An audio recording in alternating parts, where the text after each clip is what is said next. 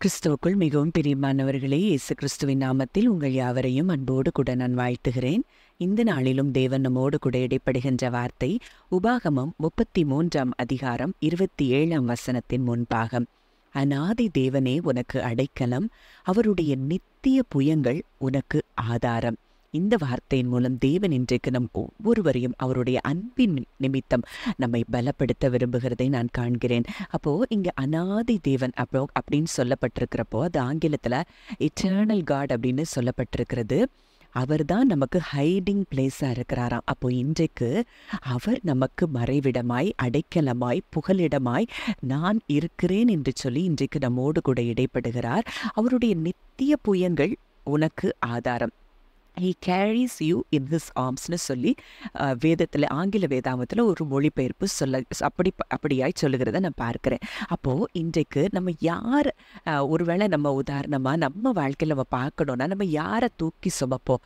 நம்முடைய பிள்ளைகளை, நம்முடைய பேர பிள்ளைகளை, மற்ற பிள்ளைகளை நம்ம தூக்குவோம், கொஞ்சுவோம். ஆனாலும் கூட தன்னுடைய பிள்ளைகளை எவ்வளோ அன்போடு கூட அரவணைத்து தூக்கி, அந்த பிள்ளைக்கு ஒரு கஷ்டம் ஏதோ கீழே விழுந்துருச்சுன்னா உடனே ஓடி போய் நம்ம தூக்குவோம். அதை எவ்வளோ தூரத்துக்கு நம்ம அதை பேம்பர் பண்ணி நம்ம பிள்ளைகளையோ பேர பிள்ளைகளோ அந்த அளவுக்கு நம்ம பிள்ளைகளை நேசித்து நம்முடைய கைகளில் நம்ம தூக்கி வைத்திருக்கிறோம். அதே போல் ஆண்டவர் சொல்கிறாரு, இன்றைக்கு என்னுடைய கரத்தில் நான் உன்னைய தூக்கி வைத்திருக்கிறேன். அப்போது இது எதை வெளிப்படுத்துகிறதுனா அவருடைய இன்டிமேட் கேரையும் டெண்டர்னஸ், அந்த லவ்வையும் நமக்கு இன்னைக்கு என்ன செய்து அது வெளிப்படுத்துது. இப்படிப்பட்ட ஒரு தேவன் தான் நம்முடைய தேவனாய் இருக்கிறார்.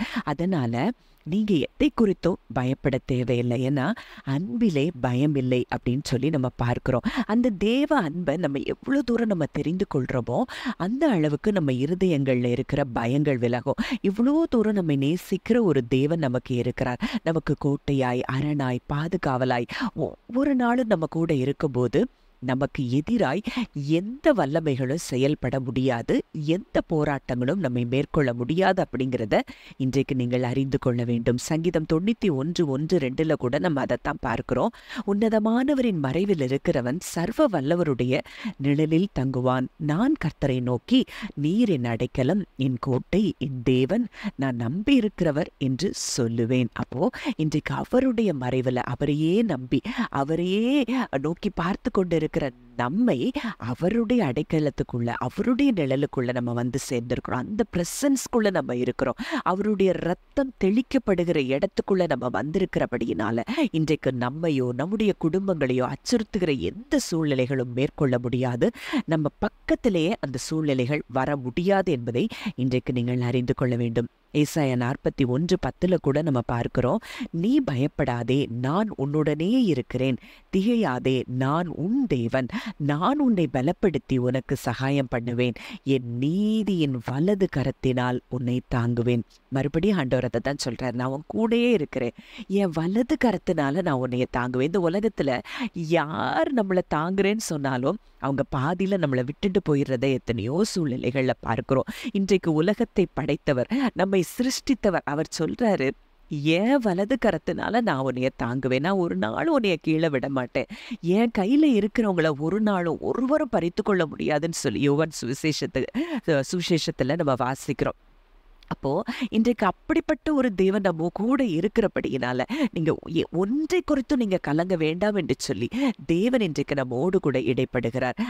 சங்கீதம் 46:7 கூட நம்ம பார்க்கிறோம், சேனைகளின் கர்த்தர் நம்மோடு இருக்கிறார், யாக்கோபின் தேவன் நமக்கு உயர்ந்த அடைக்கலமானவர். இன்றைக்கு அவர் யார்?